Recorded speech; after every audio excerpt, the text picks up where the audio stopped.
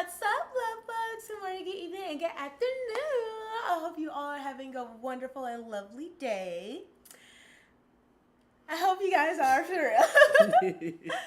um, we're here for another episode of King and Caker. I'm here with my co-host King. Hey. We today the plan is to talk about a few things. We got anime, Zeus, and Candice Owens on the docket, and we're gonna start with our icebreaker topic for the day, and that's gonna be what are we currently watching in anime. So I can take lead, or would you like to take lead? No, I want you to take lead this episode. I feel like in the last episode I was doing too much. All right, I'll take lead. So one of the animes that I've been currently watching, it's I call it my hype anime, which is Kaiju number 8. It's been very, very good, very interesting. I'm loving the story, how it's been progressing with each character. It's unlike a lot of animes that I've been watching that are like very action heavy. They sometimes forget to actually develop the characters so it makes sense. How does Kaiju do it in this one? So far, they're doing pretty well. Like characters I didn't think was gonna like get up out of here. Yeah. Give me one moment. I'm gonna put my phone on Do Not Disturb. That's fine. Um, can you also grab the cards?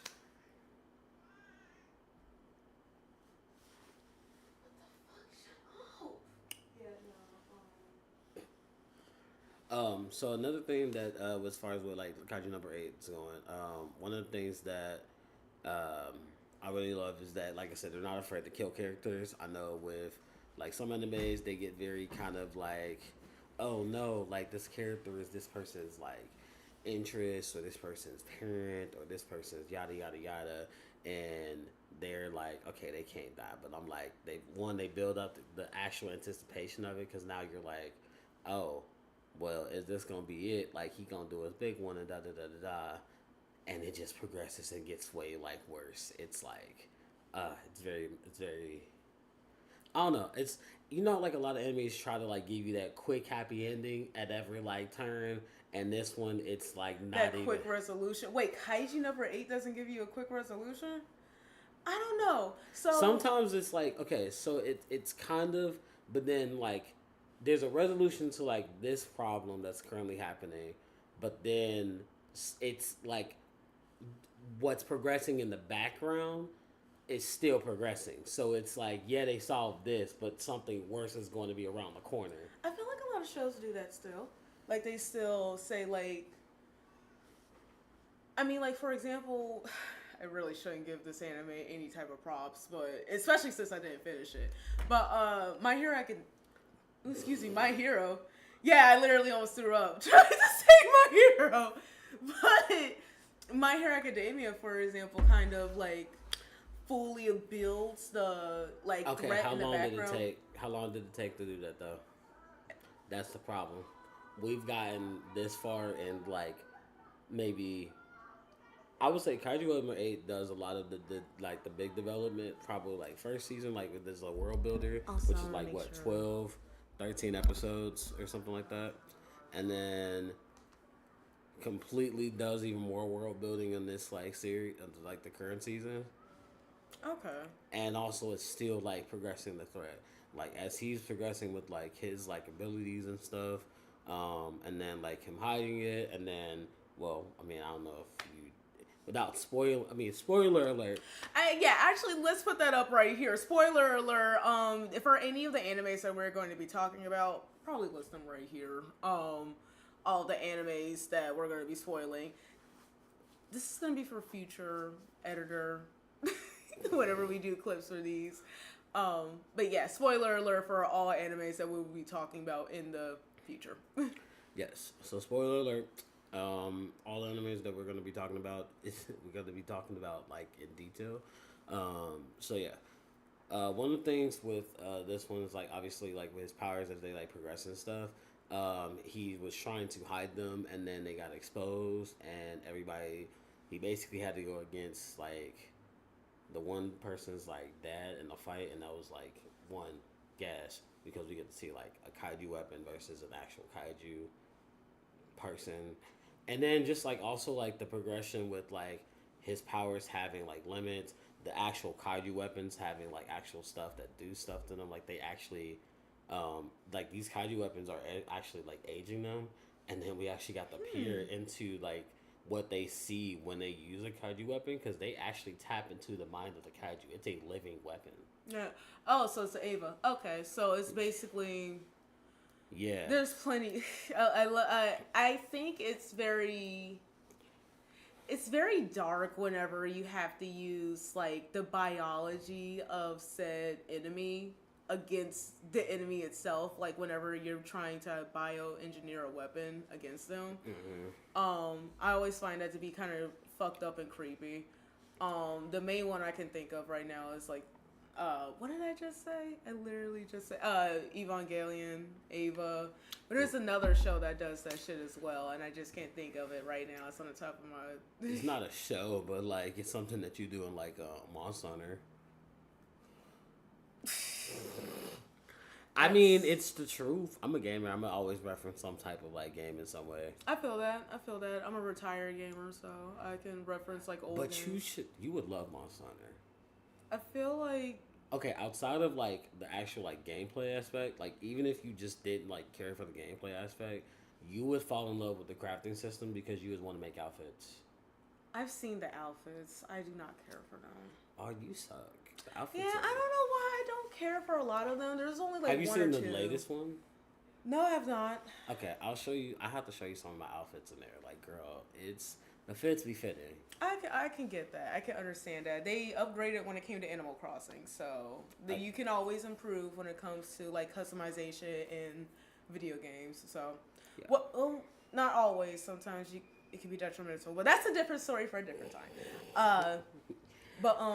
What else about kaiju going on? Or is there anything else that you watching other than kaiju? Oh yeah, so another one that I've been really enjoying, and that I'm not finished with that, but we're getting to finish. I'll let myself like accumulate some episodes. I think I got like 6 more episodes left of it. But kaiju number 8. Yeah, so the plan for that is I mean, I said kaiju number 8. I meant to say To Be Hero X. Oh, so I guess I can't bounce off from you on this one because I have also that's one of the shows I'm also how waiting far have for. you like have you watched all of it? No, I am waiting for it to be completed. Is it done yet or no? I think it is done. Is it finally? I heard. I think it was like 20. I think it's like 24, 25 episodes. Ah, okay. So if it is fully completed, I will finish it hopefully by the end of this week. If not, I left off where last thing I can remember is that Queen went up against that one chick that she beat in the finals a couple rounds ago. Well, that she was supposed to beat in the finals, but then she lost against X. Yes. And then they fought, and that fight was epic. Listen, I don't know. That's exactly where I'm at. That's literally where I just stopped watching it. Literally. So no, I have not seen, once again, I've not seen X actually talk or appear in the show yet, but he's only done that. He's only just snapped and got rid of somebody just like in 2 seconds. Yeah. I was like, how do you want to fight by doing that? Like, what are your powers? So I want to know his powers so he can snap me into his resistance. Oh my goodness. That's a man with glasses and white hair. Like, get out of my face. I mean, like, impregnate. He cute or whatever.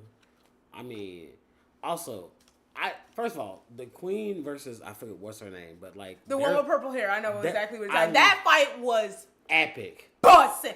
Every single one of their fights are busted. Every single one. Actually, I love that for this anime, because this I always compare anime fight scenes for like females with like, you know, Sakura and Emo, because that's like the bottom of the barrel for me. It is. But that's a lot of animes cater to that type of like female fighting for females, and I'm like, no, I want to see women get out there and brawl. I want to see them throw hands. I want because I'm like, okay, I want to see them fight like baddies. I mean, I see girls fight in real life, right?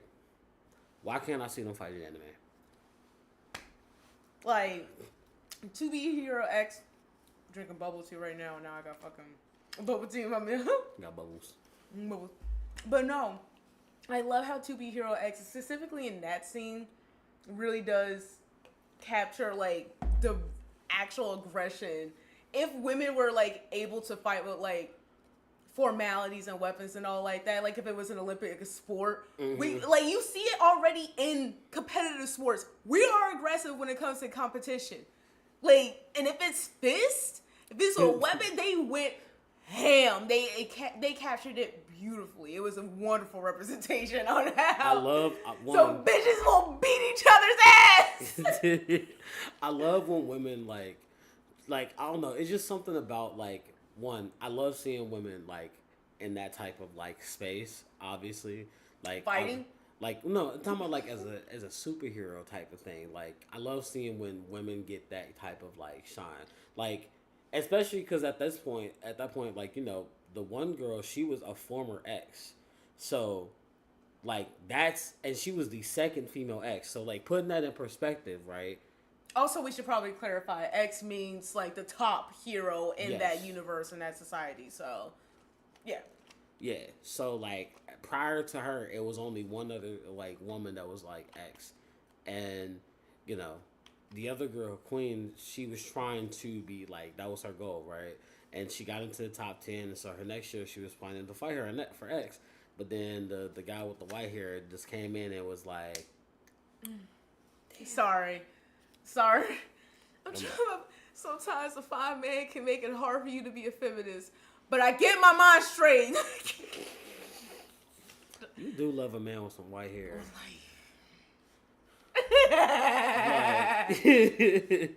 So for the men's out there, just show up with some white locks. She might. No. I'm joking. I'm joking. I'm gonna trap you. Not even trap you. I'm just gonna be pregnant with your child and not ever tell you. I dip. Next time you see me. Oh my goodness. Whose kid is that? You don't need to know. Why are you speaking to me? Nikki, stop.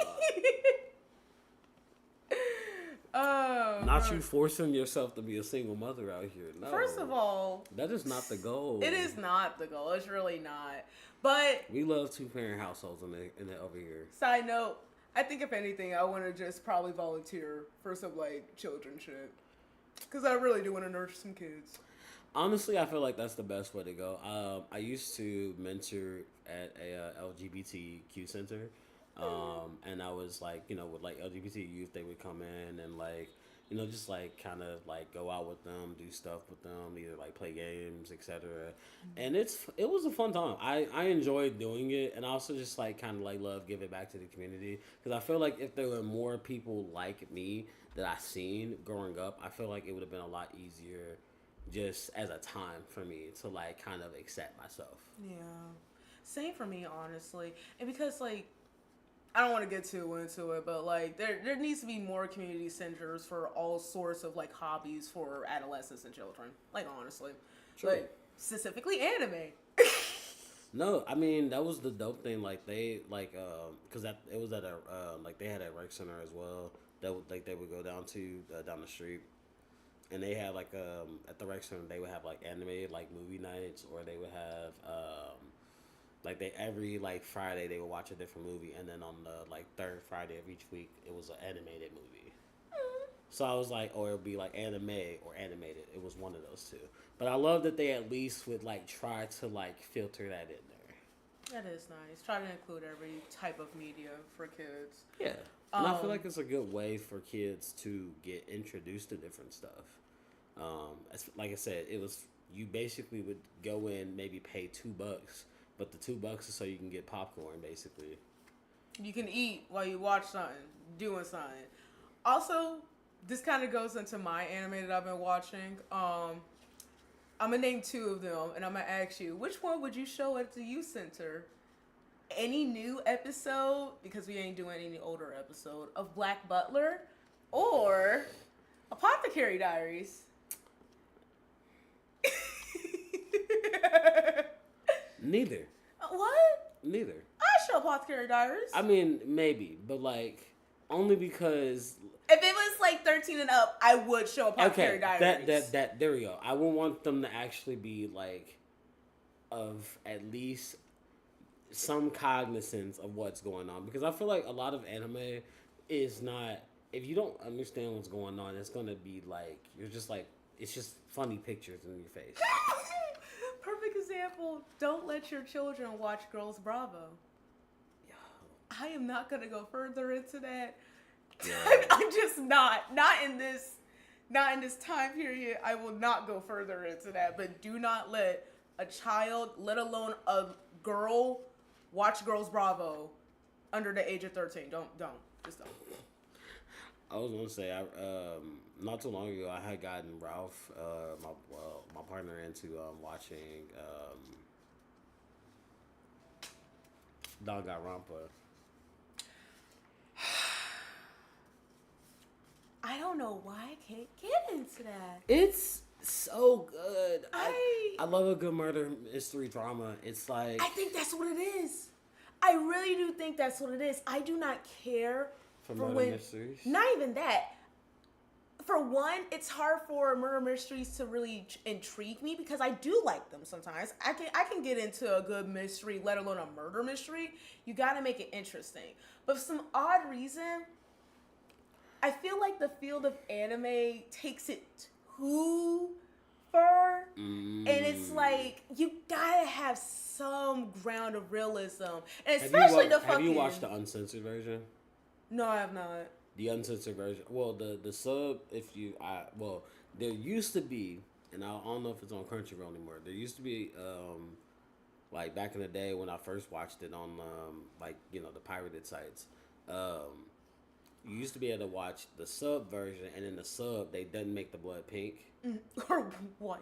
I've seen a couple of screenshots of it white. Yes. So, instead, it's actually like blood. Yeah. And it's like, it's everywhere. It's gory, it's fuck. And you actually see like people like, stuff.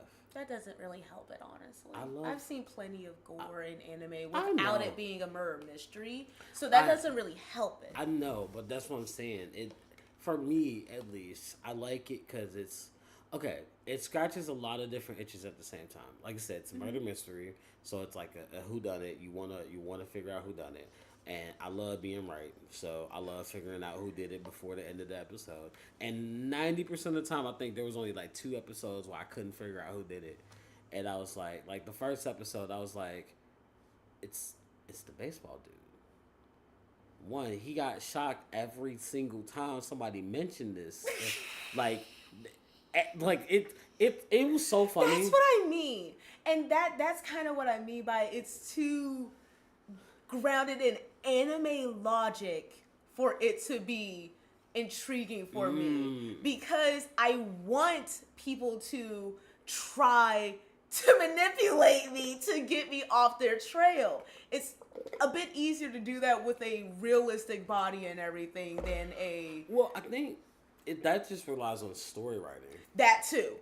And I feel like a lot of times anime story writers don't want to really cater to a more realistic murder mystery and realistic ground, because let's be real, some of those reasonings were realistic, but they were also like, really, nigga?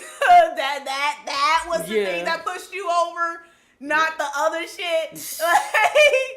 To be fair though, like, and if you want to get into it on that, like, so like a lot of times with something that you don't get with animation and like with just voice alone is body language, right? Mm-hmm. Like, the animators are the ones doing the body language. Yes. You can only vocalize what's going on. A lot of times with actual physical actors, they actually give the body language, and sometimes their body language is more coy, and they lean into like trying to be like a red herring or make it feel like, no, I'm not. That would be too obvious if it were me. So, I really miss my Sorry Pitch teacher. I'm not gonna say his name because he's literally said he's been stalked before. So, but There was something that he mentioned about being an animator, and it is because we rely so much on the voice actor to give emotion. It is up to us for the physical portion, like the visual. We have to be the actors within drawing it. So honestly, I love it when I see little gestures and stuff in animation, especially from Toei Animation. I'm like, ah! Oh! That just made my pussy wet. Hold on. They drew like a little gesture. You know how hard that is? You know how hard that is? It's ridiculous. That's why I'm not trying to say that animators don't do a lot of work, but if an animator is able to emulate exactly what you do to a T with 24 frames or less, you better be out of business. That's a bit too much, but I'm just saying. I mean, not to give them too much credit, but I think a company that had used to do it a lot, very well in the past, is like Disney, because most of the Disney princesses look exactly like the person that's doing the voice behind them. The voice or the like practice like references. Have you seen any of those? Well, a lot of them are references, like as practice references, and some of them are based off of like voices, like the voice actors themselves. Like for instance, like Tiana is based off of her voice actors. If you ever look at the voice actors for Tiana, she looks pretty much like her. Yeah, that makes a lot of sense.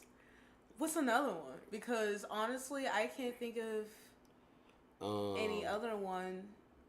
Would Moana's voice actor count? Kind of, like, because they kind of just made her more of a dramatized, like girl, if that makes sense.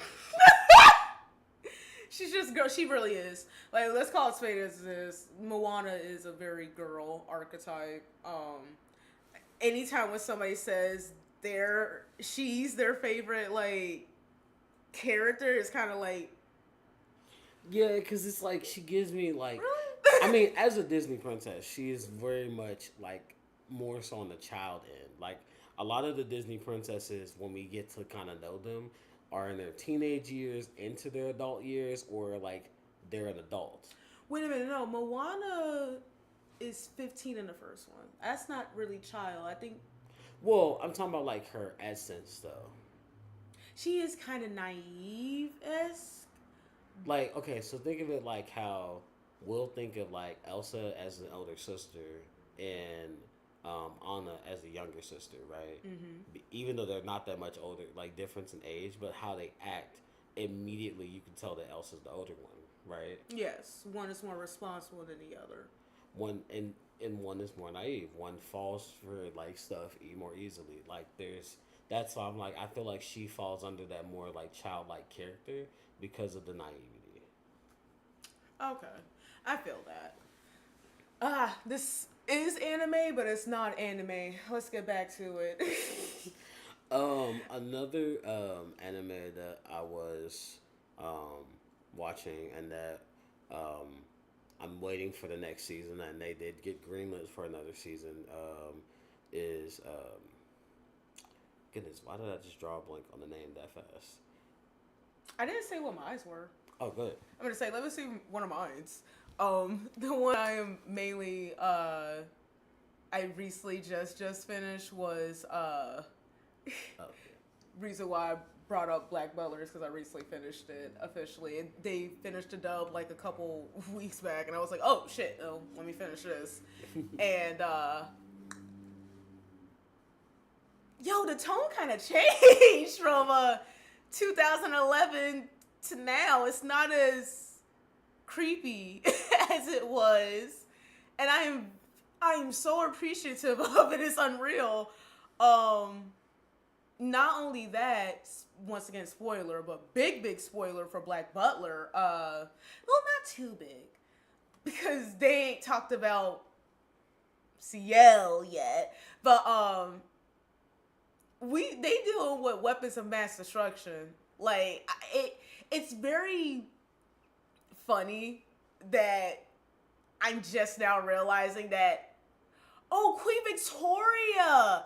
This was around the time when, like, they were starting to develop more weapons and shit. And that was kind of like, they're gonna bring this stuff in, and I kind of, I always find it funny when anime brings in any type of like World War I or II shit at all. It's always funny to me because how are you gonna spin this? How are you guys gonna spin this?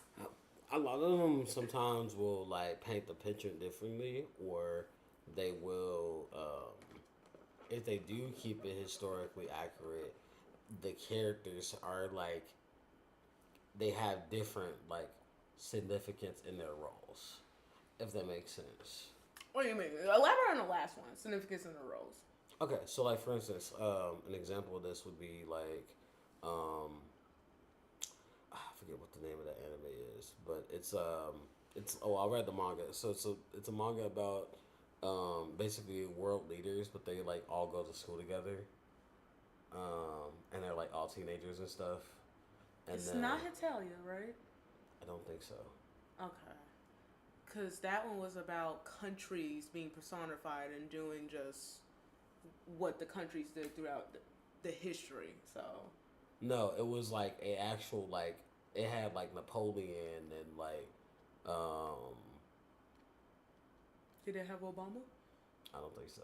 Damn. It had some other people in there, but like it actually had like actual world leaders as like anime teenagers. Are you talking about world leaders in the aspect of like rulers of multiple country leaders, or just like yeah, or rulers of a country? Okay.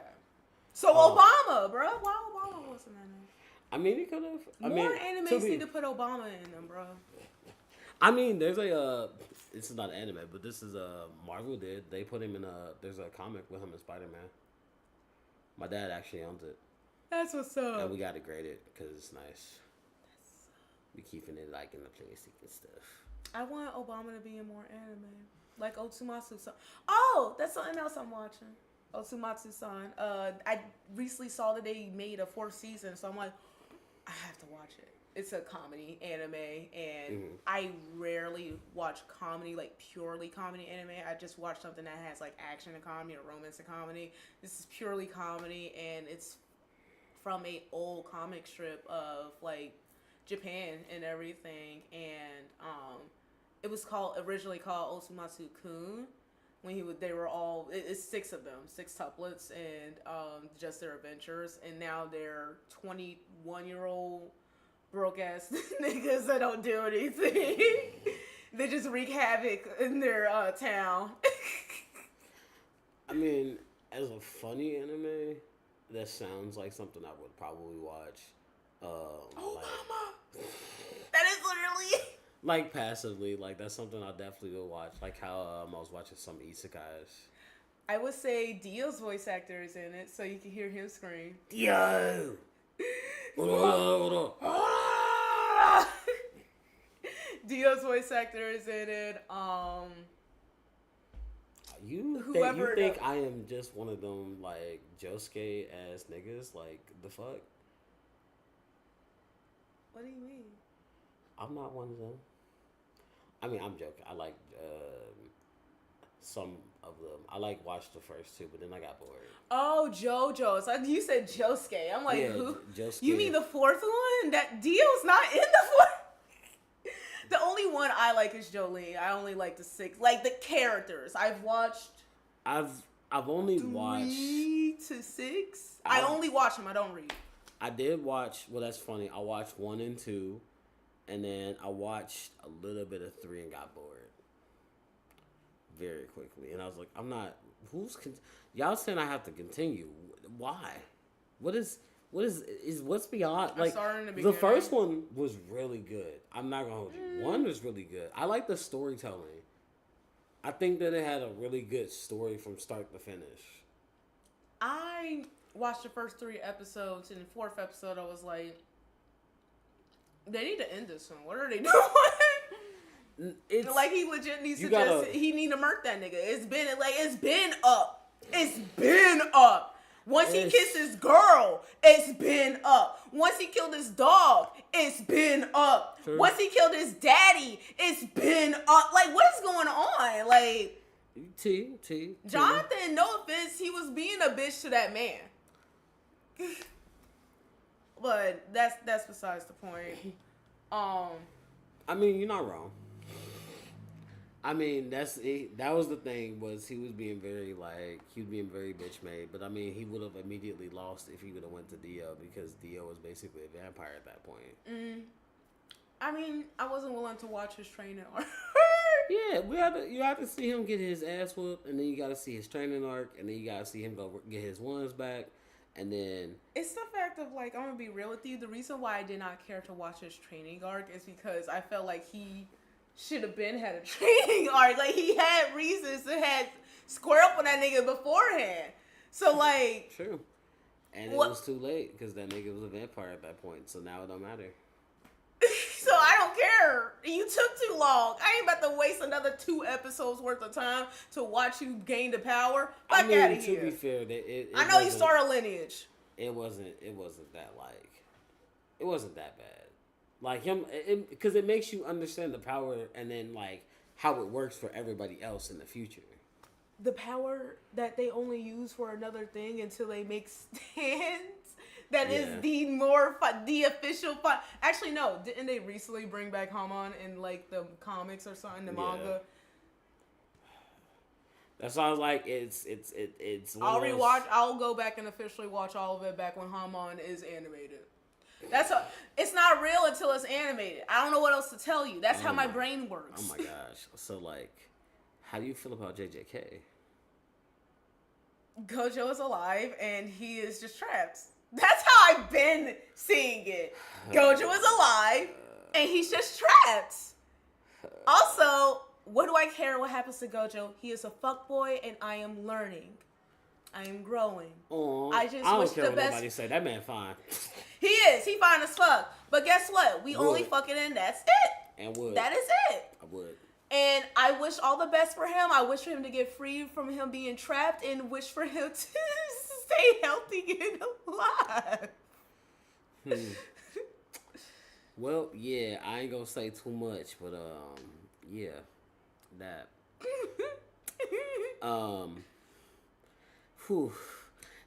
See again, another anime not afraid to kill people.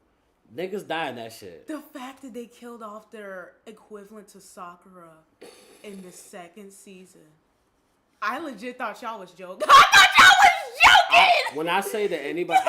I remember watching it with my partner, and I was like, I told him before we started, I was like, look, when we get into this, don't get too attached to any character, because any character can die. Like... Anything can happen to any character. You know what's crazy? That's what people thought about Attack on Titan. Yeah. And it didn't happen as much everybody thought, like, oh, Levi gonna die now. Oh, Erwin gonna die now. Erwin, don't mind you, Erwin did die. But not when niggas thought he was gonna die. He died. People didn't die when they needed to die because the nigga wanted to make money. Aizawa wanted to make money. Real talk. Sasha, I will always say this. I will always bring this up. Sasha should have been dead. It should have been Gabby that took her. It should have been that Titan back when she was saving that little girl in the 2nd season. Clock that too. Clock that too. But no, Aizawa was so fucking cruel that his editor was like, my nigga, I'm not gonna sleep tonight. Change this shit, and now you gotta keep her alive for a bit longer, cause you traumatized me. Cause you traumatized. Oh my god. Man. Speaking of traumatizing, I think we should officially. I was just gonna say. Yeah. That's for you. Yeah. We are official in here. As you make me cackle and it completely lose my train of thought. Lovely, Nikki. Apologies. It's okay. It's all up in here. So, now that we were talking about our anime watch list, let's talk about our other watch list, things that we're watching and our other day-to-day things. And I think you said that you were watching an episode of Baddies. All right, so let me just admit this now.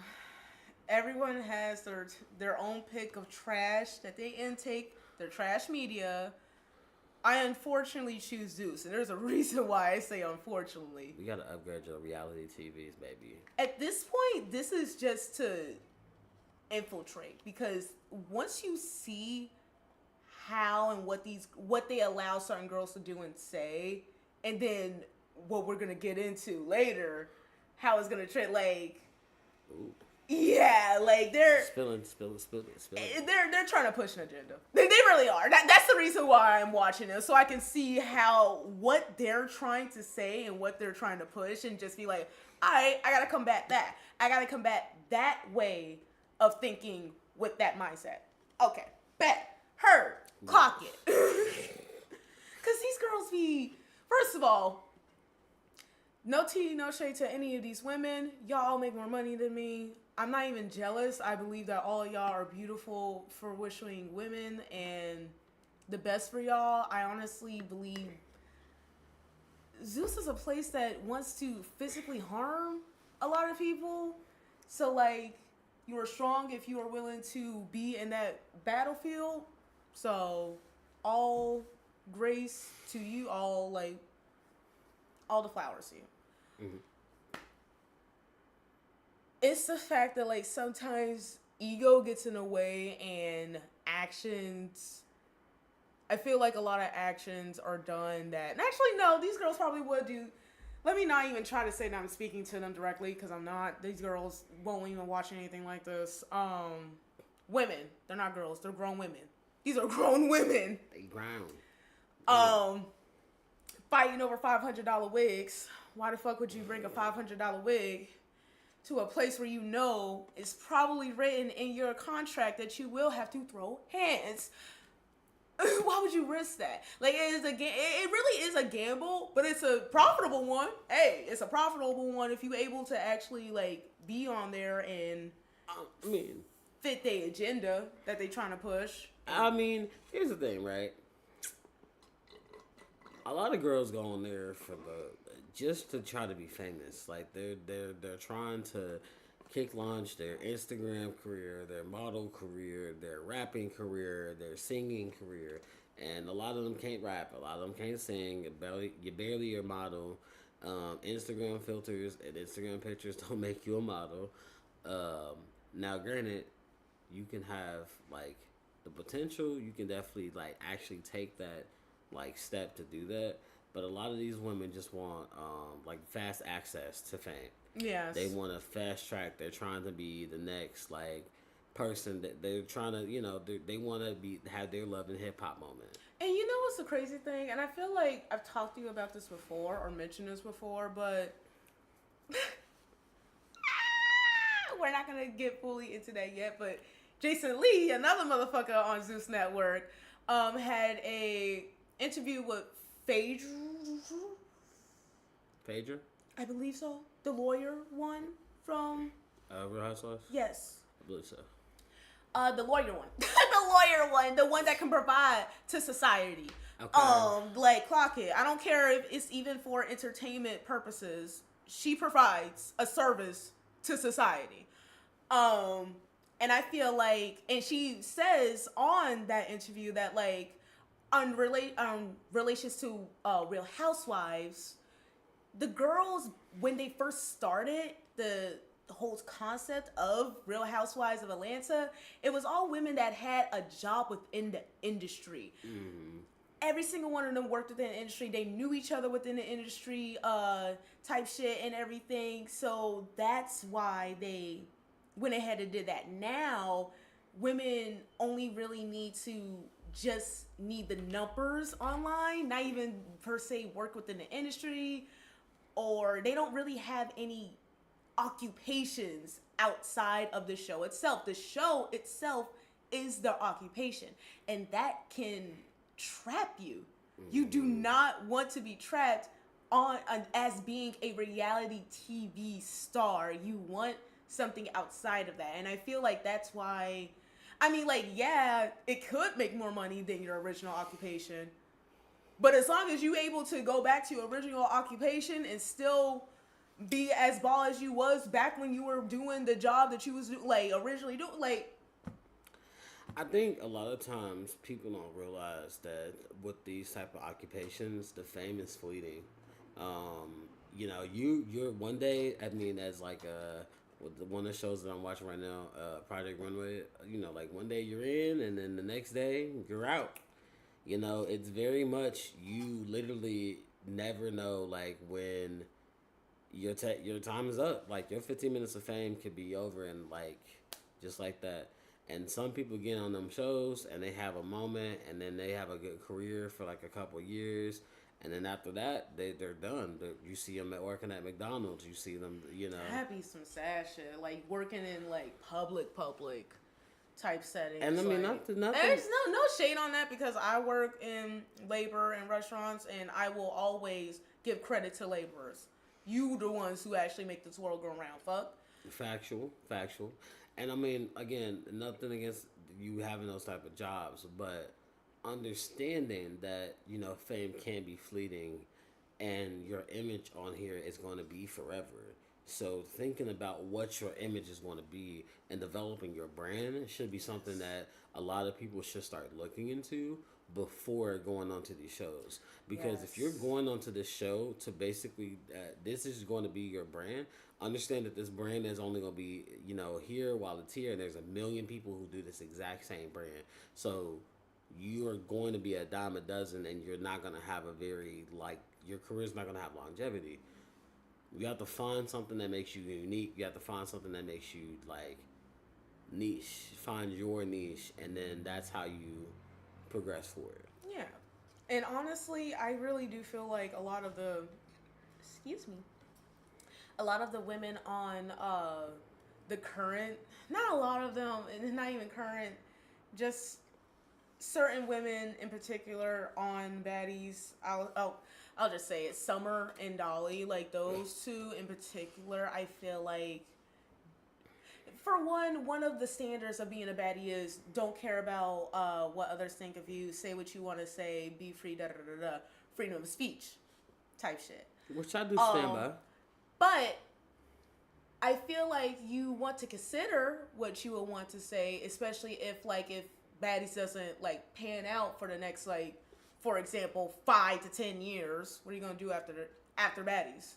You will want to develop your brand during this time as like being a strong individual woman that don't take any type of bullshit. But at the same time, how you combat that bullshit, how you conduct yourself in that, people watch that to see how they will want to work with you in the future after you're done with this. Mm-hmm. So you shouldn't be using comments like, that's why your face look like Emmett Till, or that's why I'm a real woman with real titties type shit, and saying hella transphobic ass shit just to try to just to defeminize another woman to make yourself feel good. Like, there's other ways, first of all. And I never understand why any of y'all women ever want to say, oh, that's why I'm prettier than you. Do y'all not understand all of y'all are gorgeous? It honestly boggles me. Like, what determines me it don't matter. Like, this is opinion as me, as a woman who is bisexual and find women to be attractive. All of y'all are sexy as fuck. What categorize or what determines whether or not I would take you to bed or try to do something with you is how you, what you say, how you act. And two of y'all bitches are ugly as fuck to me by how you act and conduct yourselves. Thanks. And then half of the times you be having the most slaying, baddest looks. Like, what the fuck? And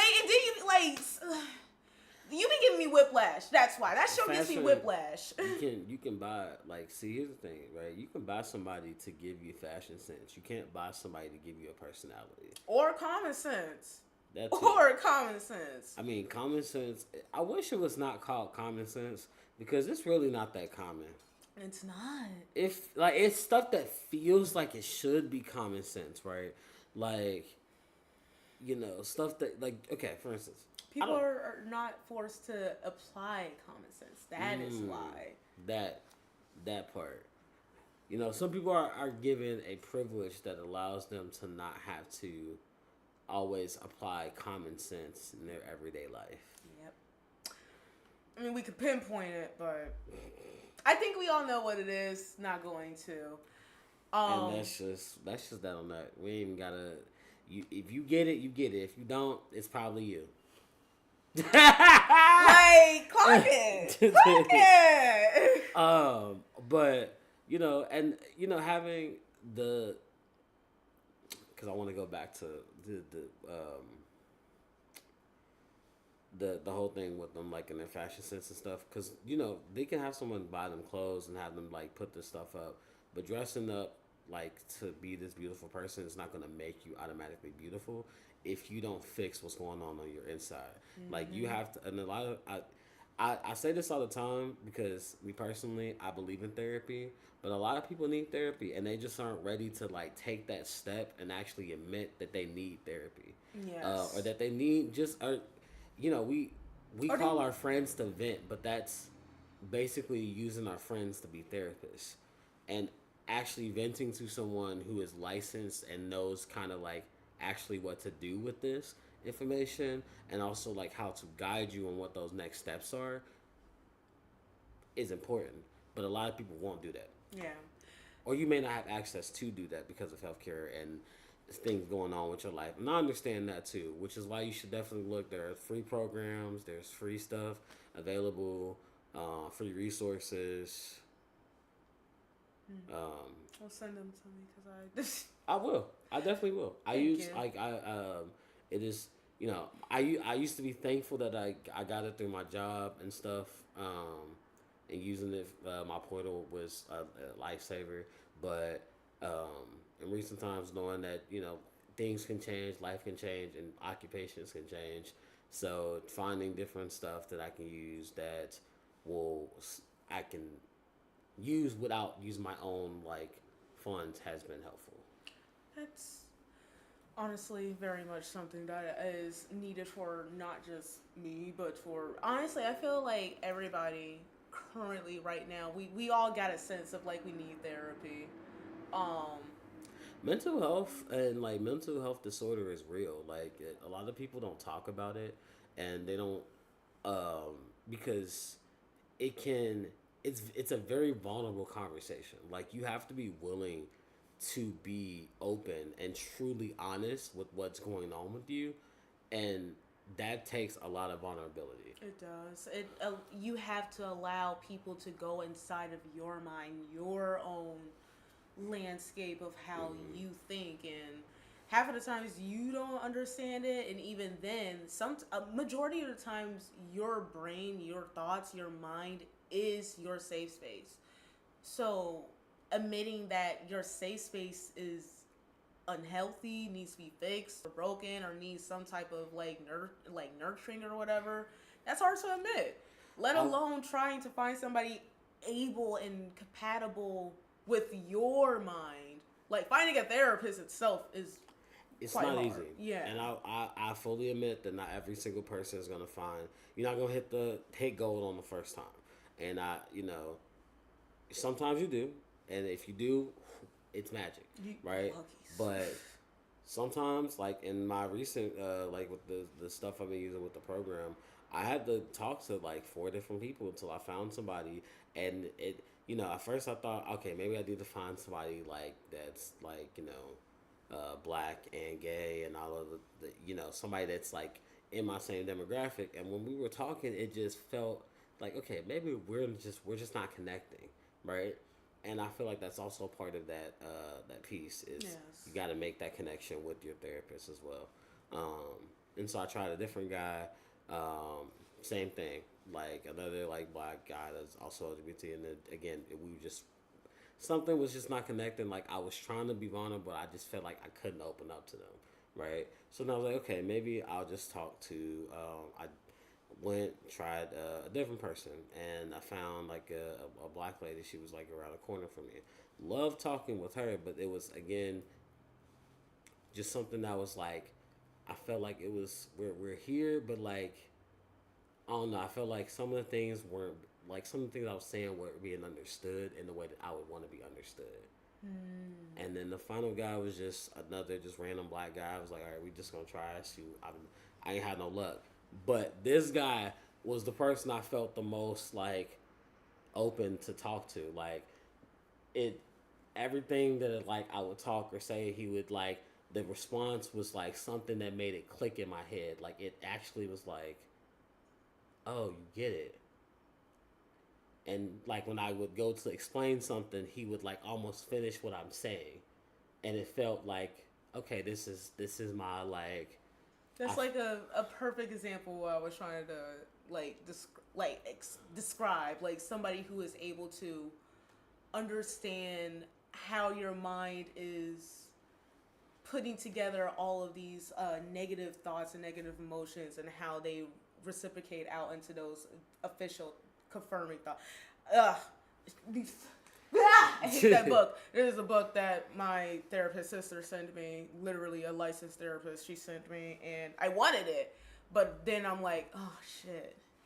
Because you start self-diagnosing yourself real quick. A little bit, yeah. Not self-diagnosing. It doesn't diagnose anything like that. Well, but I mean, I say self-diagnosed, but like you start seeing things that you're like, oh, that I do a lot, yeah. You're like, hey, wait. I don't want to clock myself right this minute. Like, oh, wait, clock it. Wait, that's about me. Hold on. Give me that clock back. Turn back time. Rewind. But it's about me, so I gotta be able to clock my own tea. So I gotta be able to clock my own tea. If no one else is, people will do it, but fuck them motherfuckers. I'ma clock my own tea. With me doing it matters the most. I'm gonna say, listen, other people gonna try to clock your tea. So if you can't clock your own tea and laugh about it, then you can't clock nobody else's. Like, that's how I feel. I'm like, listen. But also with that as well. Oh wait, one more thing about Baddies I was gonna Africa. say, I was gonna let you go on that.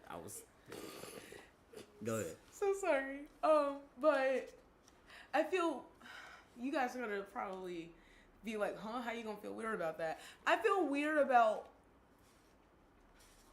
the whole situation and play on as why they would even not why as they would go and do this, but recently in the newest episodes they went to go donate and go to some orphanages in Africa, in Kenya. You know, the typical thing that rich Americans typically do, especially if they're on television. They will they'll go on TV and say they donated a whole bunch of money. They did. We saw them. They gave them money and everything. They gave them book bags filled with school supplies and, you know, not a new building with better furniture or better like plumbing or anything like that, better installation or all that, you know. Just some book bags and a wad of cash, you know. So do you think it's like fake philanthropy for like yes. the cameras, and that's why you don't feel like it feels ingenuous? Yes, and there were very much that, but it goes a little bit further. There are like two more points that kind of like make me feel uncomfortable with it. One, there were three groups of women, and two of them had like majority of the whole like group or whatever, but one of them had just three women. Natalie, Tommy Lee, and Amber Rose. And in that group, in both instances of when we see Natalie like try to talk and resonate with the kids, she says, which one of you guys in here braids hair? One. And then she says, ooh, I need to get my hair braided. I need to talk to you. And then the second time, she asked the kids, who's in here that plays soccer? Which seems pretty innocent. Both of them seem pretty innocent. But to me, they're both acts of service to a rich person. Entertain me with soccer and do a service for me by braiding my hair. Then she also, a third time, asks who can sing in here, which is actually a real innocent question. Who can sing? What kid in here likes to sing? All children like to sing. So that one was innocent, but the first one was very like, which African in here can braid my hair? So like, and I do understand like the connotations in that. I do. So, and this is where it's kind of like weird for me, right? Because we got to understand it's reality TV, so a lot of this stuff is very like it's painted this way. So like while this is actions that are happening in real time, the timing of it, the like the pacing of it, the slot, like she may have asked that last, and this might have been the first question she asked. Like those type of things do happen in the editing team to kind of sometimes paint the narratives in different ways. So I do want you to like keep that in mind when looking at it like from a reality TV standpoint. Um, the other thing I would like to say on that as well is that I do understand like why you feel that these are like definitely like acts of like entertain me, like dance monkey dance kind of thing. Like I can understand that like mentality like when looking at it that way. I don't necessarily just kind of what I know about like Natalie Nunn outside of baddies, outside of like what like just seeing like her interactions with stuff, her like her personality and how she comes off with other stuff, and and again anything outside of baddies relations. I don't feel like that was her intentions. I definitely feel like that might have been how that came out, and like people's intentions versus what reality, what's happening. I feel like her intentions weren't to try to make it seem like do a service for me as I'm like entertaining. I feel like that part came from the network part. Like because we're filming, I need an interaction with the kids. I need you to do something with the kids. Well, I can understand that, but I actually agree with that actually. I agree that it is very much for the camera and everything, but I feel like if anything, there are plenty of other questions that you can ask them, and I feel like you specifically ask those questions to perpetuate a stereotype. Yes, you did it to continue to enforce a stereotype that Africans braid hair. They love to play soccer. They do that for entertainment and for sport as well, because that around the world, literally other than America, soccer is like if not the biggest sport, it's one of the biggest sports. Yes, like I can understand that, but it's just the first one that was very like, and I wish that network didn't do it like that. But it's just the fact of that was just weird, and also that was just a little weird thing. That was just little. The second one is not weird. The second one is actually quite alarming. Not alarming. It's depressing. It's depressing and alarming. There are two groups of women that both involve one woman that obviously say it on camera, oh, I was raised in a home, or I had to grow up in a home like this. And then they show us, like, legit, they pan over to how it looks. And I'm like, I can't imagine that. I've not ever had to, like, thank God, fortunately, never had to grow up in that situation. But, like, I've seen places like that. Mm-hmm. In America. And there was another one who I mentioned earlier, Summer, who got emotional because it literally reminded her how she had to grow up. Well, because you got to think, a lot of these, some of these are from, like, the islands. Like, some of these girls grew up, like, very much poor island girlies and, like, trying to make their way in the U.S., like, once they got over to, like, the mainland. So you got to also consider that as well, too. Like, in the islands, like, when I went to the Bahamas, like, when we walked around, even though like there's like tourist areas and stuff, and they also tell you not to go too like far as well, you can see even in these like areas when they're trying to like quote unquote hide the poverty, you could literally see it. Mm-hmm. Like you could see the homeless there. You could, even though they're like they forcefully try to hide them. Like, well, that they. So something that I found out while I was there is that, and I mean, again, this is quote unquote, I would say this is allegedly, but apparently that some of them were like, they would go out and clean up some of the homeless people so that when like tourists and stuff came there, they didn't look as homeless as they might be. But not provide them with shelter, jobs, money, things like that. That's the shit that always boggles me. Like, you want homeless to not be there. Okay, then give them a home to stay in. Give them shelter. Don't even furnish it, nigga. Don't furnish it. Give them a shelter. Like they will sleep on the floor. I mean, now I ain't saying you ain't got a front. I think if we're Give giving them a shelter, bed. They'll sleep on the bed. give them. I ain't saying you got to do all that now, but and You should give them a bed. Or I love this like clip that I watched where this guy was like, you know, if I'm forced as like I don't have a choice and like I have to go to work. I have to do all of this stuff so that I can like I have to do something I don't want to do as a job most of the time to work because no one actually like most of the time most of the jobs that we people pick in their day-to-day life is not something that they actively want to do. And I think that one has to do with a lot of people that they want to do is something more on the creative side, and our society does not cater to being a creative, and nor they reward it, but they make it so hard to gain any type of significant reward for being a creative. Yeah, and even if you are insanely talented, it's still about who you know. It's still about your connections in the world, and I feel like that limits it. Like you limits your ability as an artist, which again makes you end up taking jobs that you may not want to do.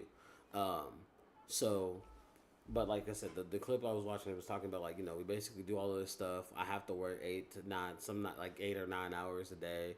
If I include my hour lunch break, if I get an hour lunch break, because some places only give you 30 minutes, and etc.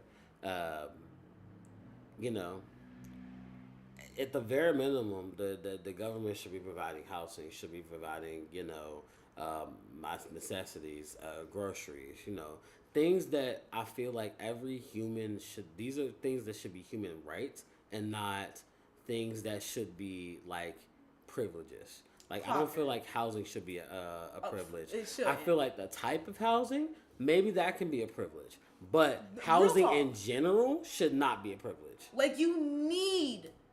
We study this in elementary school. The main four things that a person needs is food, water, shelter, and what? Community? Yeah. So stability. Like, shelter is one of the needs. How the fuck do we as a society then go to the conclusion then, all right, it's a privilege to have shelter?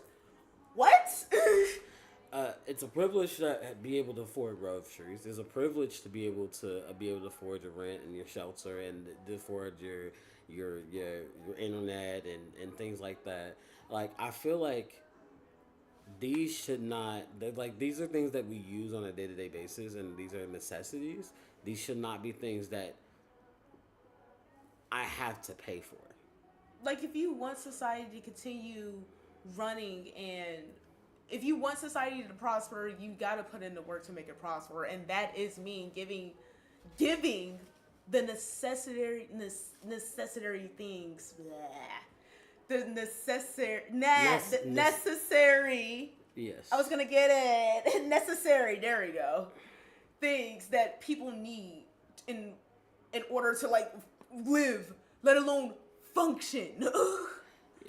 And it's just one of those things that, like, unfortunately, with, like, at least living in the U.S. right now, it's not the best of situations because we live under an administration that does not actively look out for its people. But at the end of the day, we, instead of relying on, like, our, like I said, relying on our government assistances, we have to start relying on ourselves and our people, and that's why we have to build our communities and stuff like that. Yes. But that the work in that is a lot, and it starts with, like, you know, breaking these stereotypes, breaking these molds, and like the ones that are being like very popularized on networks like Zeus, and stuff like that. Yes. And speaking of like agendas and propaganda and things, I was actually watching an interview recently on Zeus with Candice Owens on Jason Lee's like revolt thing, and she has a lot of opinions, and I feel like she has a lot of thoughts. Listen, because I feel like a lot of times when people get on these shows, they say things like they're facts, but they're opinions. And then when you question them about it, then they say, well, I believe in this. So then, is it a fact or is it an opinion? Because belief believes that if you believe in something, means that it's, you know, while it may be true for you, it's an up to interpretation. Belief is up to means that, you know, it's up to interpretation. For instance, when did she actually? When did she do that? I need you to like spell it out for me exactly So when she did this. let's break it down. Let's So break it down. an example, which is something that she was talking about in the video, which is talking about being not that it's see the luxury. It's been an emergency all day. The luxury of living in the city is that you're gonna be close to hospitals. No, I'm not. And or living next to a because you live next to a Fire. fire station. Excuse me. Yeah. I Well, love fire station, hospitals, they're all nearby. But back to my topic. She was talking on there, and she was basically comparing someone being of the trans experience to being someone of like basically saying that like transracial. Like her example was saying that if she has to accept someone that was born or assigned male at birth, and then they transition to a woman. If she has to accept them for that, then we as a collective of black people should accept Rachel Dolezal as a black woman, even though she is a white woman who was cosplayed as a black woman.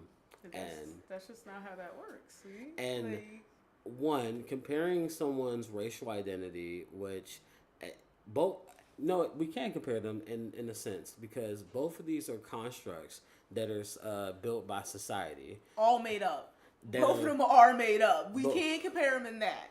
Like in the sense that they're both made up constructs, and this like you know gender as a construct is like gender like you know having to have these things right is a social construct. And also in the sense that you know race is also a social construct because you know yes there's things that you know culturally you know that are if you grow up around a certain like group of people there are certain things that you understand that like you wouldn't understand otherwise. Mm-hmm. However, that's like while there's cultural differences, my color of my skin does not change the fact of my ability to do something. The color of my skin does not change my ability to think or my ability to run, my ability to, you know, it only changes literally how I look. It only changes your appearance, if anything. And is that not, that's basically virtually the same when it comes to the main concept of gender, of like, oh, you look like a female, so you are a female. You look like you have titties, hips, feminine-esque features, whether that's applied with majority of the time makeup. But let's be fucking for real. If you put a woman beside a man with no makeup and everything, they will look virtually the same attractiveness level and same like. If you find an attractive man and an attractive woman, and I mean like let's say conventionally attractive because attraction is based off of you know it's each person finds attractive but we're talking about like just using conventional attractiveness right. Mm-hmm. A lot of times the features are similar, a lot of times the face structure is similar, the bone structure is similar. It's just this is what it looks like on a man, this is what it looks like on a woman before you add makeup. And then even then like just talking about it because she like one of her things in this like one the things she tried to use as when Jason tried to like combat her was she used that she's a Christian woman first, and I love when people use religion when it comes to this because I feel like I love when they use and I'm about to say something really controversial. I feel like if you believe in Christianity and you believe in religion and like specifically Christianity, if you believe in that, right? Yeah. Trans people are a sign that God is real, because one of the things that God talks about in the Bible is that the body is a vessel and that your soul is who you are, right? Trans people are an example of this because their soul says something else than what their body is. And they go off of what their soul is, and they make their body match, because their body is nothing but the vessel, and the soul is who you are. You know what's also kind of crazy too? It's always been kind of weird to me that Christians always will combat transgenderness in general, because there's nothing inherently in the Bible, from my recollection. Mind you, I barely paid attention when trying to be conditioned to conform to Christianity.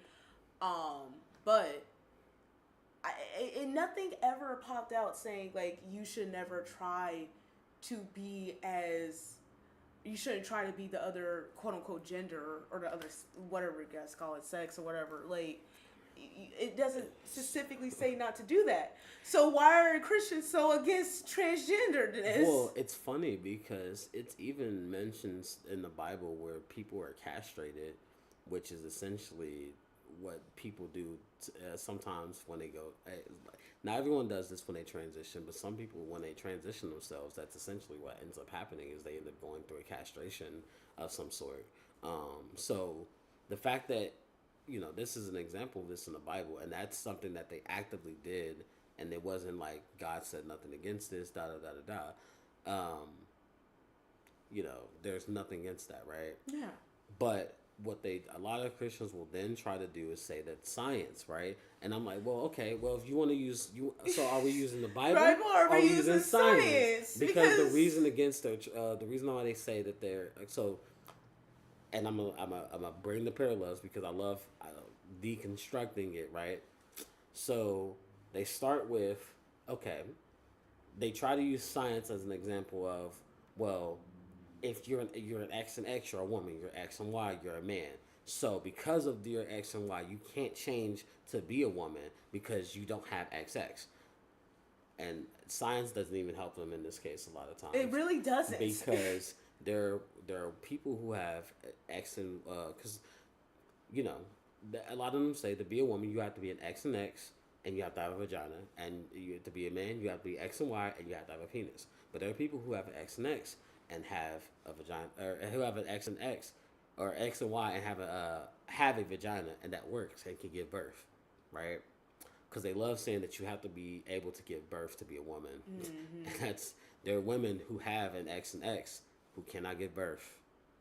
And then what do you do then? Can't get pregnant. Their uterus is useless as uterus. So and then also if we only say that there's man and woman, and using science as an example, science doesn't even back that theory up, because what do you call intersex? That's just saying that the male and female are the only options for people.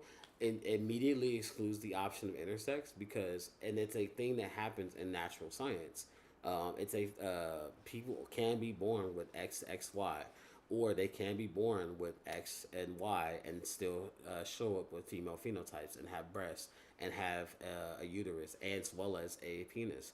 And still, so these are things that people don't think about when they break down just, sex, gender as a social construct, because if you science doesn't even back up male and female as binary. Gender is not binary if you use science.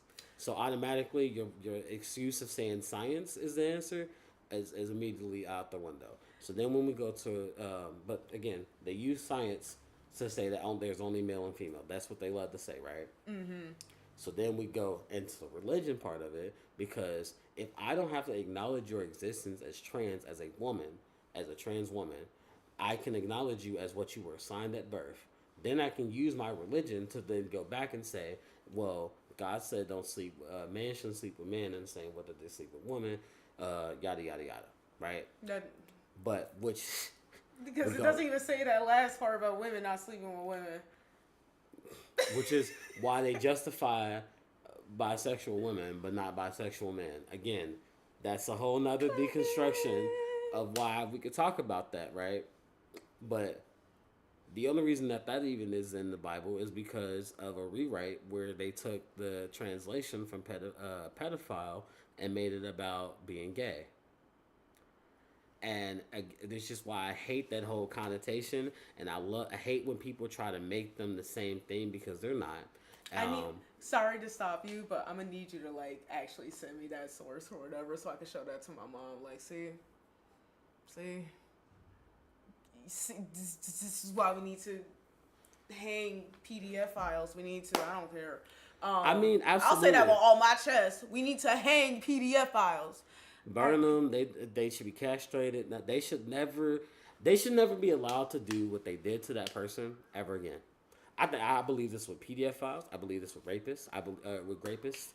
All of them. If you go out of your way to essay somebody, you don't deserve to live. You don't deserve to have your parts. Period. You don't deserve to be comfortable. You generally don't, because you forever scar that person to not ever truthfully ever feel comfortable unless they get severe help. Like, I've had friends that have experienced SA. I've experienced SA. I've had a sibling that's experienced SA. And these are things that a lot of times when people talk about it, right? They don't think like, because I've had someone say, "Oh, you're a man, you can't be essayed," and I'm like, that's not true. That's not how that works. Like, if I don't want it, it doesn't matter. Like, it's yes, consent is consent, right? No means no. If I say no, that means no, regardless of who is interacting with me, regardless of what is happening, like regardless of what happens with your body. If I'm saying no, that means no. But again, we can get on the whole topic about that. A later day.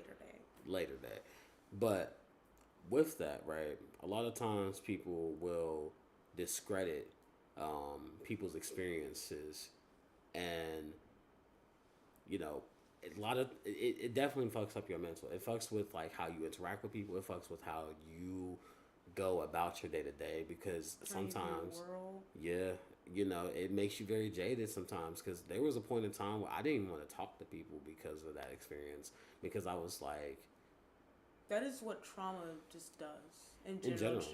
Trauma makes you so distrustful of not only society and people around you, community, but also yourself, for allowing that thing to happen to you. And it's not. I want to say this as well. I mean, again, I don't want to stay too much on this topic, because I do want to go back to what we were talking about before. Yes. But I do want to say that I don't. If you've ever experienced something like SA, and you feel like it's your fault, or feel like something like in these, like, a traumatic experience, and you feel like it's your fault, it's not. I want you to truly feel like, it's not your fault. That person or whatever happened in that experience, you do need to take accountability for what you did, but understand that what happened to you, the whole experience, how it shaped you, how it's made you to be the person. I want you to understand that it's not your fault, but you can take accountability for like how you progress forward. That's what I do want you to take accountability for. I want you to take the actions to get yourself in a better place, and that's where you do need to take accountability for. Not taking accountability for, what the other person did, whatever happened to you in that experience. Don't take accountability for that, or how letting that happen to you. But I do want you to take accountability for what you do next. If that makes sense. Keep moving forward. You should. It's the only way to live. Truly. Back on the topic. But back with that, again, with religion and like Candice Owens and stuff, with people in a religion, I think that one, religion or Christianity especially, I'm not even gonna say all religion, because again, everyone should be able to believe in what they want to believe in, and everyone should have the freedom of that.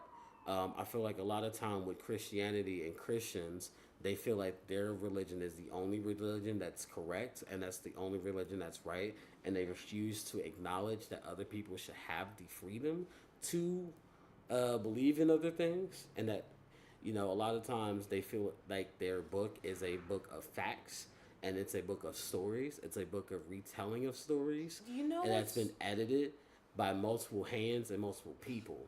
So again, treating it as something that is strictly fact when it's something that has been, again, it's been telephone basically. It's depiction of what other people may have seen, what they may have thought of, what they, again, these are their stories, yes, but it's also other people telling their stories. It's not a an autobiography, it's a biography.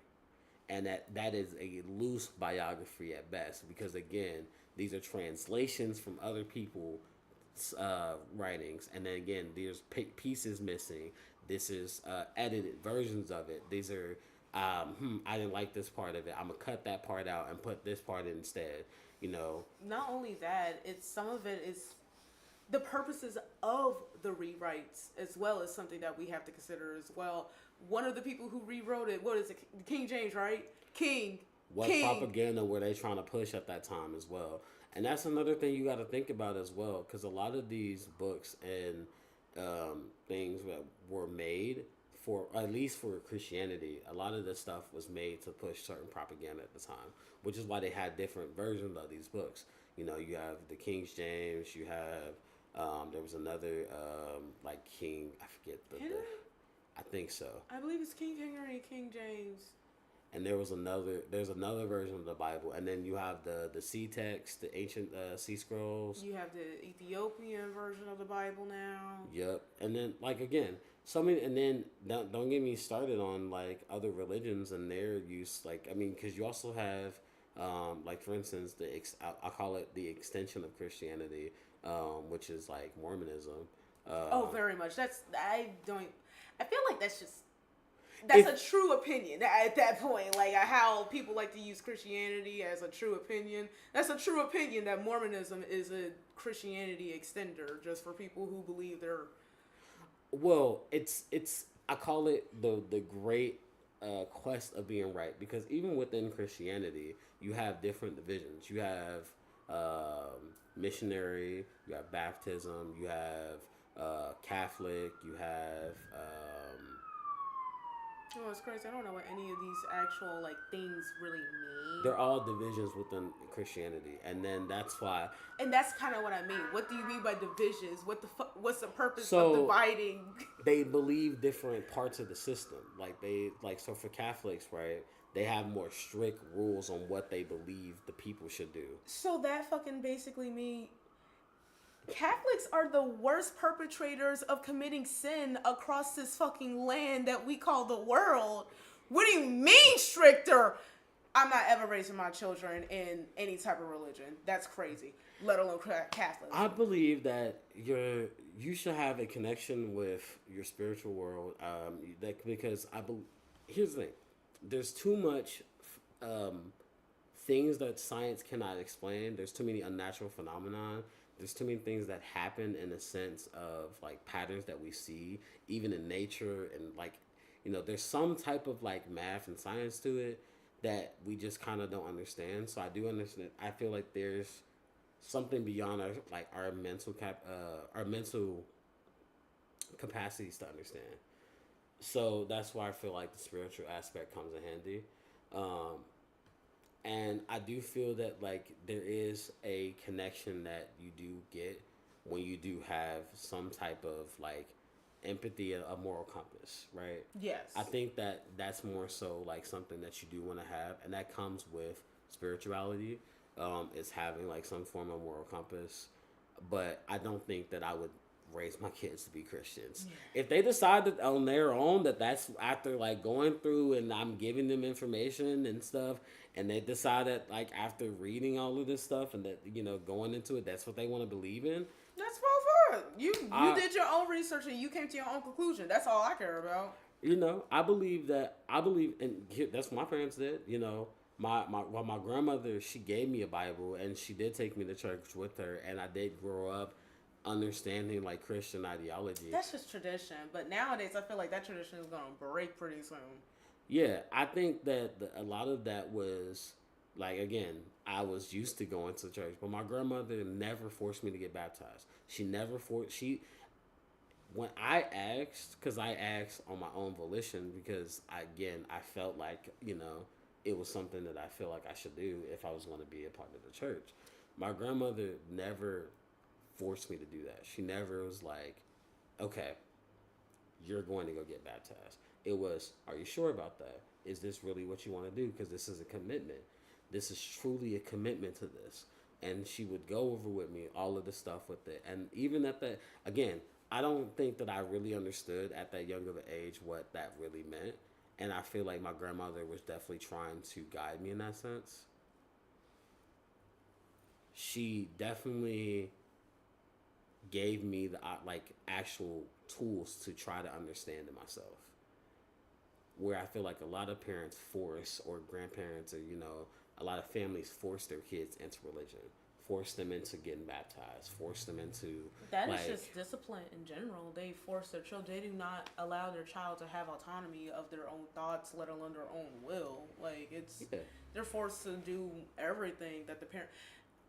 And I pray that that's a shift that's happening, allowing the child to have some opinion on what happens to them, because it is their body. It's their life at the end of the day. It's their life, their body at the end of the day. Why are you the one fully having 100% autonomy over them? I don't fully believe in that aspect of raising a child when it comes to certain age. An example of this, and I feel like this is so funny to me, right? And I joke about it, but like like Elon Musk, right? Yeah.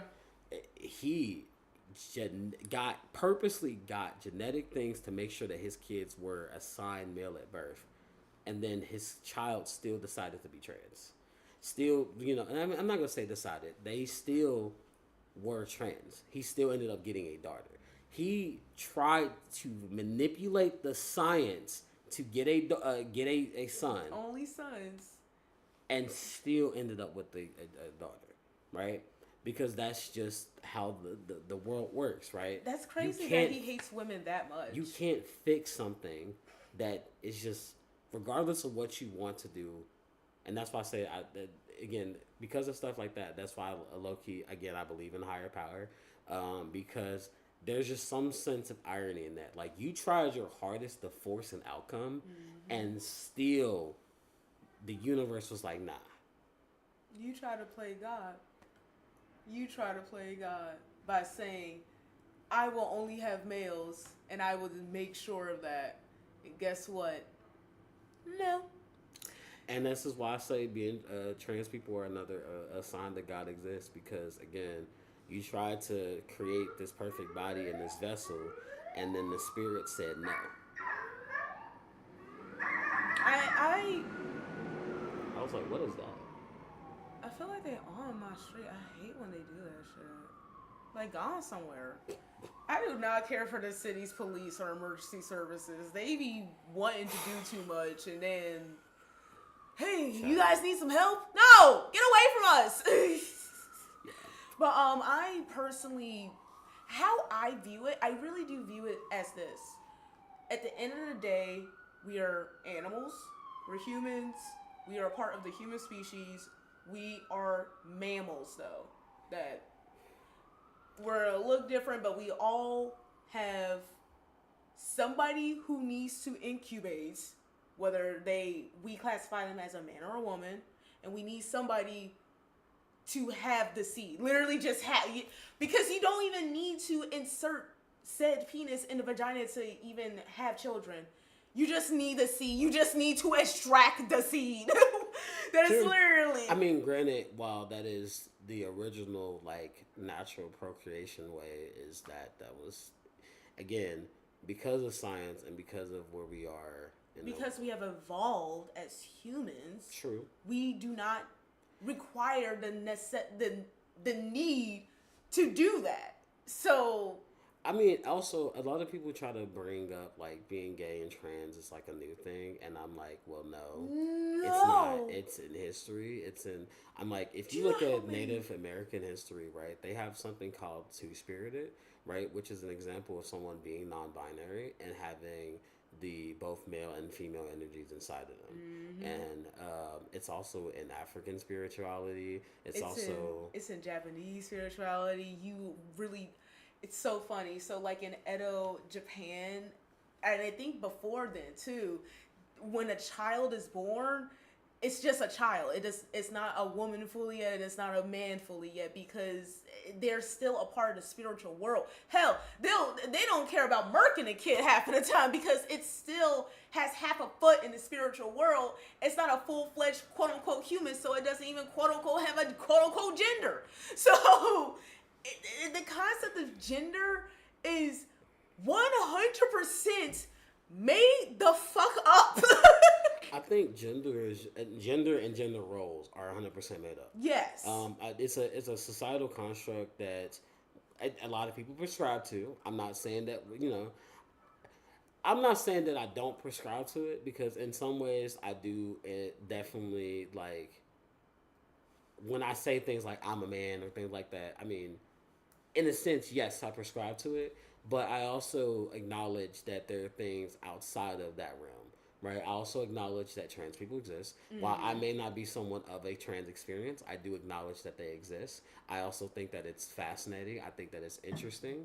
I think that a lot of times because you'll see someone, right, and you'll think, okay, so this is what a trans woman looks like, and then you'll see another one, and you're like, no, every trans person is different, just like every normal person is different. Literally, it's so you can't just like stereotype them. You can't, because there's some who are very much passing, and then there's some who aren't passing, but they purposely dress that way. Like, this is what they feel is their authentic selves, and because they don't dress in a way that makes them quote unquote pass, quote unquote desirable.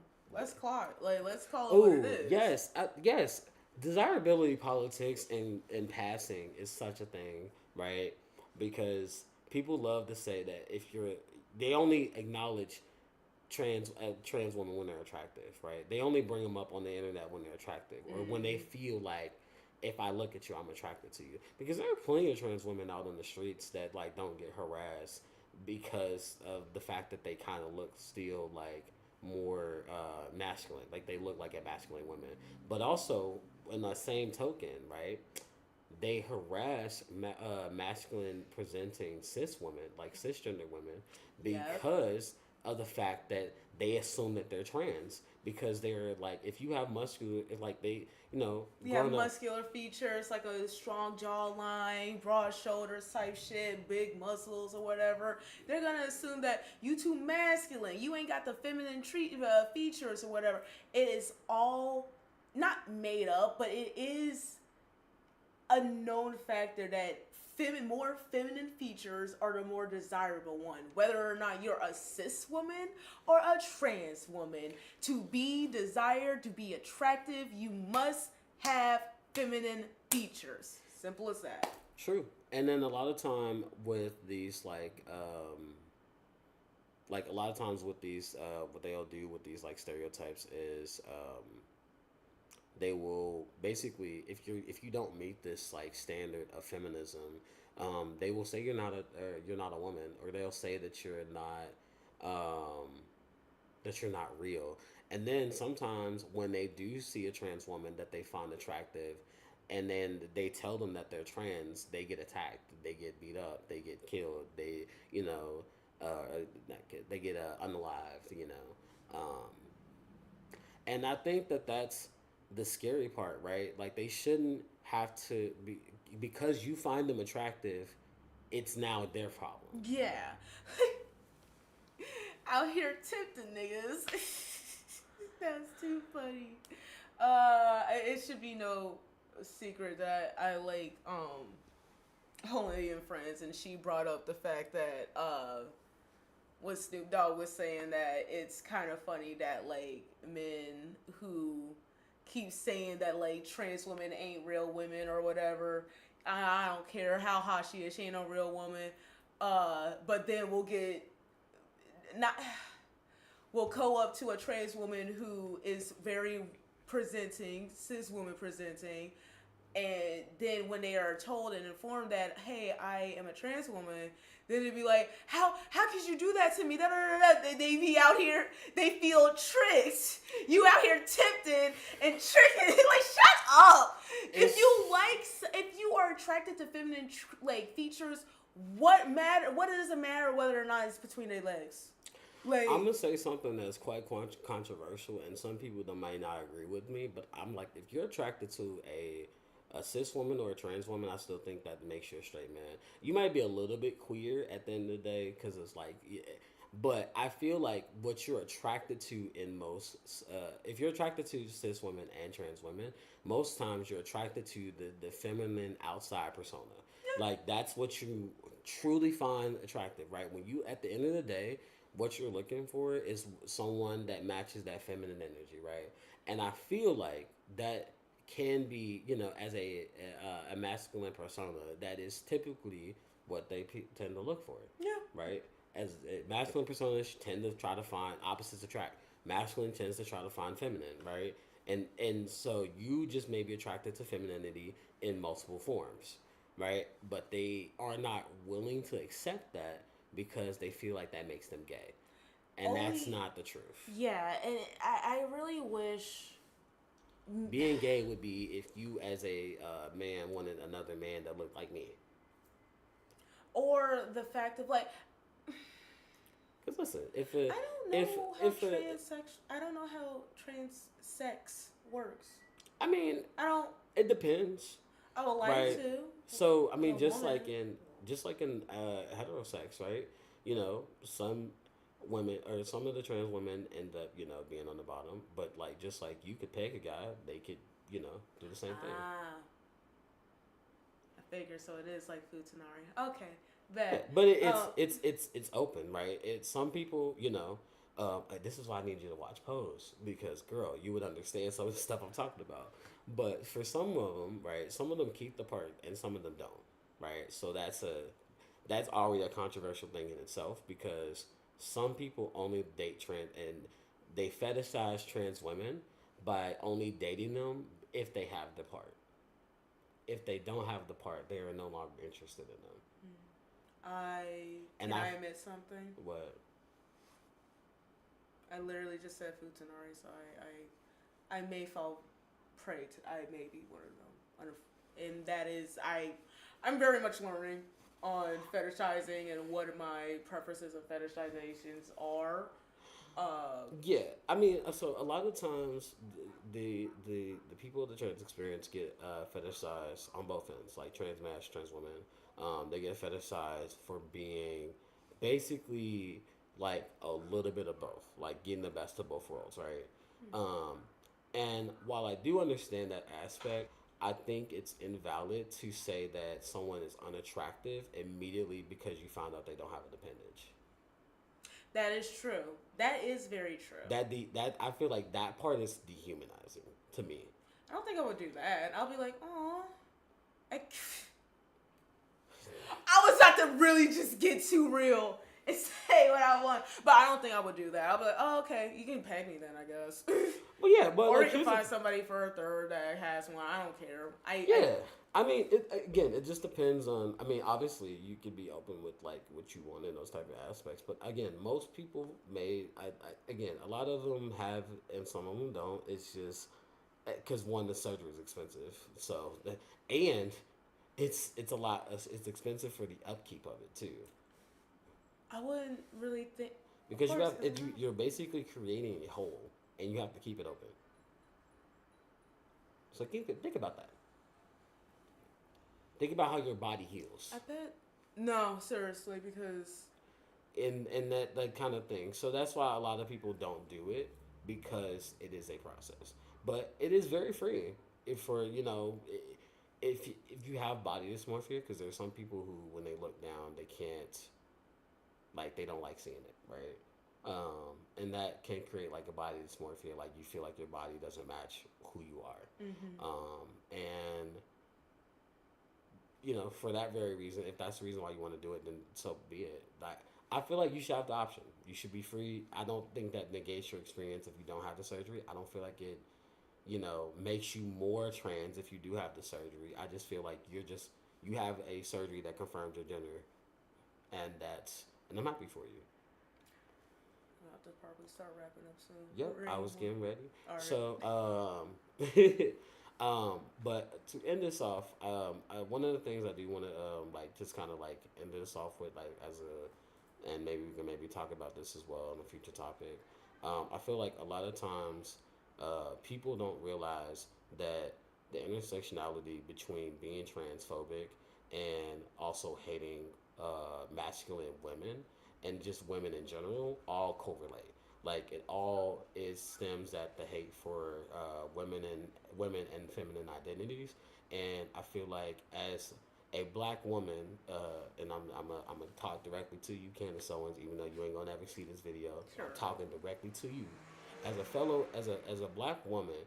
I don't feel like it's in your best interest to be detrimental to women of the trans experience, especially black trans women, when they also help work in progressive outlets to get you into these platforms, to get you into these spaces, and also to make progression so that you can actually have equality. Because a lot of times people don't realize it that these are also the same people fighting for equal rights as a woman because they identify as a woman. Mm-hmm. And getting rid of people who are some of your strongest allies, I don't feel like is in your best interest. And I'm going to leave it on that.